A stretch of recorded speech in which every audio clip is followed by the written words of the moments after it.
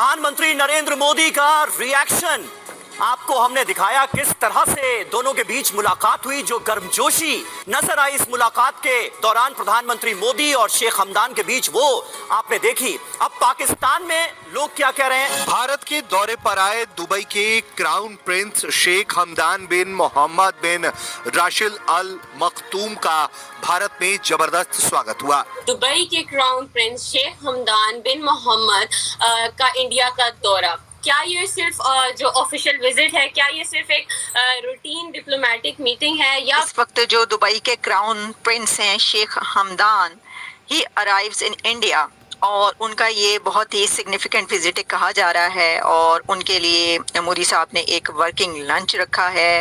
Airport पर शानदार स्वागत को देख वो इतने गदगद थे कि वो खुद अपना मोबाइल निकालकर वीडियो रिकॉर्ड करते हुए नजर आए। पारंपरिक वाद्य यंत्र के साथ उनका एयरपोर्ट पर भारत ने स्वागत किया और वो इस दौरान काफी खुश दिखाई दिए। नरेंद्र मोदी जो हैं वो इतने स्मार्ट हैं कि वो जो यूए की नेक्स्ट लीडरशिप के साथ भी अपने ताल्लुकात रखना चाहते हैं, जिस तरह के ताल्लुकात उनके पुरानी लीडरशिप से हैं, यानी कि भारत के प्रधानमंत्री नरेंद्र मोदी से भी मुलाकात की। इस दौरान पीएम नरेंद्र मोदी ने बड़े दिल के साथ उनका स्वागत किया और मोदी ने भारत संयुक्त अरब अमीरात संबंधों को सुदृढ़ करने की प्रतिबद्धता दोहराई।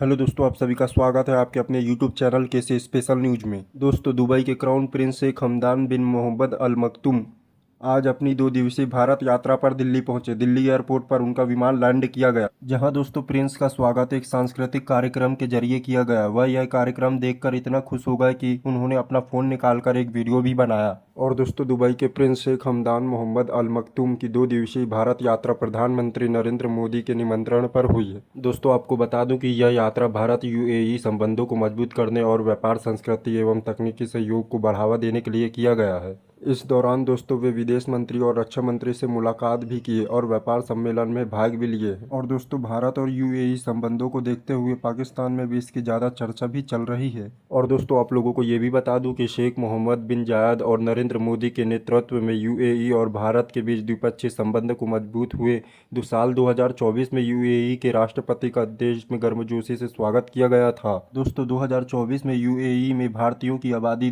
करीब 40 लाख तक पहुँच गई है। और दोस्तों, सांस्कृतिक और लोगों के बीच आदान प्रदान में महत्वपूर्ण भूमिका भी निभाई है। दोस्तों, यह देखकर पाकिस्तान में इसकी ज़्यादा चर्चा भी चल रही है। तो दोस्तों, आप लोग वीडियो को लास्ट तक जरूर देखें, इसमें पाकिस्तान मीडिया का रिएक्शन क्या है। और दोस्तों, आप लोगों को वीडियो अच्छा लगे तो वीडियो को लाइक करें, शेयर करें और चैनल को सब्सक्राइब जरूर करें और बेल आइकन को भी ऑन कर लेना दोस्तों। मैं जब भी अपना वीडियो अपलोड करूं तो वीडियो का नोटिफिकेशन आप तक पहुंच सके। तो चलिए दोस्तों, आप लोग वीडियो को लास्ट तक जरूर देखें, आप लोगों को मज़ा जरूर आएगा। और दोस्तों, वीडियो आपको अच्छा लगे तो वीडियो को लाइक जरूर करें और चैनल को सब्सक्राइब जरूर करें। तो चलिए दोस्तों, मैं आप लोगों को मिलता हूँ अगले वीडियो में। जब तक के लिए जय हिंद, जय भारत।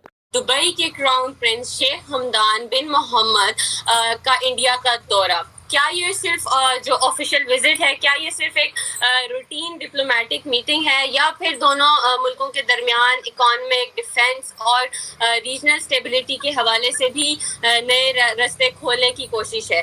ये दौरा यूएई और भारत के दरमियान एग्जिस्टिंग डिप्लोमेटिक टाइज को मजबूत करने, नए ट्रेड और इन्वेस्टमेंट अपॉर्चुनिटीज एक्सप्लोर करने और स्ट्रैटेजिक पार्टनरशिप्स को फर्दर इन्हांस करने का जरिया बन सकता है। आज हम इस बारे में तफसील से बात करेंगे डॉक्टर कमर चीमा साहब से।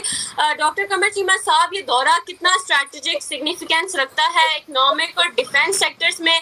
क्या नए हमें इनिशिएटिव्स सामने नजर आते हैं? और रीजनल जियोपॉलिटिक्स की बात करें, खासतौर पर वेस्ट और साउथ एशिया पर इसका क्या असर होगा? बहुत शुक्रिया। देखिए, ये जो दौरा है ये सिग्निफिकेंट पहली वजह जो उसकी ये है कि नरेंद्र मोदी जो हैं वो इतने स्मार्ट हैं कि वो जो यूए की नेक्स्ट लीडरशिप के साथ भी अपने ताल्लुकात रखना चाहते हैं, जिस तरह के ताल्लुकात उनके पुरानी लीडरशिप से हैं, यानी कि राशिद अल मखतूम, शेख राशिद मखतूम जो हैं, जो उनके वालिद हैं, जो कि दुबई के क्राउन प्रिंस शेख हमदान बिन मोहम्मद के जो वालिद हैं, उनसे भी ताल्लुक है नरेंद्र मोदी का और उनके बेटे से भी ताल्लुक है। ये जो आप देखें ना, ये यंग 43 इयर्स ओल्ड ये यंग लड़के, ये मैं कहूंगा इसको, जिस तरह अपने आप को इसने स्मार्ट रखा हुआ और सारा, ये आ रहे हैं अभी। और आप अगर इनकी पोजीशन देखें तो ये सिर्फ और सिर्फ इसलिए आ रहे हैं क्योंकि नरेंद्र मोदी ने इनवाइट किया हुआ है। और मोदी साहब को पता है इस चीज का कि ये बंदा आएगा यंग लड़का तो मैं इस पोजीशन में हो जाऊंगा। अच्छा, नरेंद्र मोदी के ये गेस्ट हैं भारत के अंदर, अहमियत उनको दी जा रही है बहुत ज्यादा, और सिर्फ एक ही वजह है कि किस तरह पाकिस्तान को आउट मैनूवर करना है मिडल ईस्ट के अंदर, पाकिस्तान को आउट स्मार्ट करना है मिडल ईस्ट के अंदर। हम सऊदी अरब हो, यूएई हो, जीसीसी की जितनी भी लीडरशिप हो, उसको हम सिर्फ और सिर्फ इस एंगल से देखते हैं कि यार ये लोग जो है ना, ये यंग लड़के हैं तो बस ठीक है, हम जब जैसे हमें पिछले पैसे देते थे हमें ये भी इसी तरह लोन देते रहेंगे, कर्जे देते रहेंगे। लेकिन ये बड़े स्मार्ट हैं, ये कारोबार करेंगे, ये इंडिया के साथ बिजनेस करेंगे। इनको समझ आ गई है कि पाकिस्तान आपको मजहब का चूरन बेचता था, मजहब मजहब मजहब करता था। वो कहते हैं मुसलमान हम आपसे बहुत अच्छे हैं, हमें पता है आपके लोग इधर आके जो काम करते हैं हमें इस चीज़ का अंदाज़ा है, हमें इन चीज़ों में छोड़ दें, हमें उस मुल्क के साथ काम करना है जो बिजनेस देगा। इंडिया उनको बिजनेस देता है। अब आपको इस चीज़ का पता है कि इंडिया और यूएई के अगर ताल्लुकात को सिर्फ आप देखें तो बायलैटरल ट्रेड ही तकरीबन 100 अरब डॉलर तक होना, $100 बिलियन बाय 2030। इस वक्त 70-80 अरब डॉलर की ऑलरेडी ट्रेड मौजूद है। इंडिया की जो एक्सपोर्ट है यूएई को वो तकरीबन $48 बिलियन है। यहाँ से आप अंदाजा देखें कि ये नॉन ऑयल ट्रेड जो है वो उसको किस हद तक लेके, ऑयल ट्रेड अलग है, नॉन ऑयल ट्रेड। इंडिया जो है, मुझे याद है कि डॉक्टर जयशंकर ने अपना जो पहला दौरा आउट ऑफ द रीजन जो किया, पहला आई थिंक उन्होंने श्रीलंका का किया था, जो पहला दौरा उन्होंने इस खित्ते से बाहर किया वो यूएई का किया था। That was a clear message कि हम आपके साथ काम करना चाहते हैं और आपकी ही वैल्यू है हमारी नजरों में, और आपकी ही वैल्यू है हमारी नजरों में। अब ये जो क्राउन प्रिंस ऑफ दुबई आ रहे हैं, देखें ही इज, दुबई क्या है, दुबई एक इम्पॉर्टेंट स्पॉट तो जरूर है, लेकिन वो जैसे डॉक्टर जयशंकर है वो पूरे के पूरे मुल्क का एक फॉरेन मिनिस्टर है, ये डिफेंस मिनिस्टर है, ठीक है जी। ये आ रहे हैं as a defence minister India, और आके ये जारी बात है रिसर्च एंड डेवलपमेंट में भी इंगेजमेंट करेंगे, कोशिश करेंगे कि किसी न किसी तरीके इंडिया के साथ एकेडमिक लिंकेजेस मजीद बिल्ड किए जाएं। आपको पता होगा कि Indian institute of technology Abu Dhabi के अंदर है। अब देखें ये कैसे मुमकिन है कि नरेंद्र मोदी अपने से कम रैंक के ऑफिसर को या कम रैंक के पॉलिटिकल शख्सियत को इनविटेशन दें, लेकिन उनको इस चीज़ का पता है कि ये इनविटेशन देना कितना ज़रूरी है। इस इनविटेशन से मुझे या भारत को क्या मिलेगा? भारत अपने जो ताल्लुकात है वो नेक्स्ट जनरेशन तक लेके जा चुका है।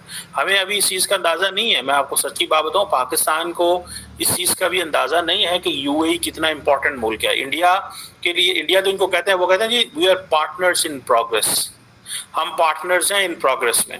और हम, आपको पता है, जब जाते हैं यूएई तो क्या लेने जाते हैं? $1 बिलियन $2 बिलियन कि हमारा जमा करवा दें उधर हमारी सेंट्रल बैंक में, ताकि हमें IMF कर्जा दे दें।